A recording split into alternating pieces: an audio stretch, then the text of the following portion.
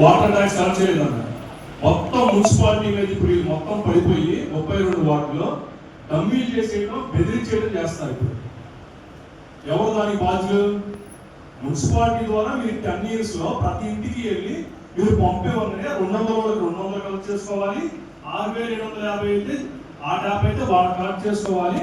అది మీది, మీ సిస్టంలో ఉంటుంది, మీరు ఎప్పటికప్పుడు కలెక్ట్ చేసుకోవాలి.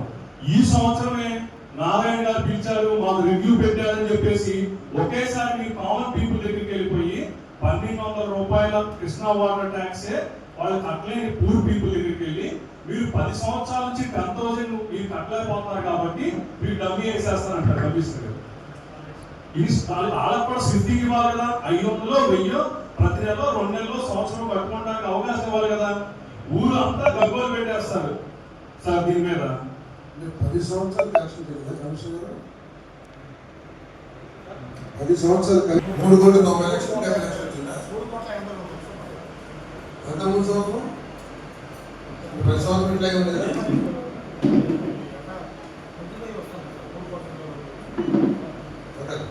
సంవత్సరానికి 3,50,000 లక్షలు వాటర్ ట్యాక్స్ ఉందా?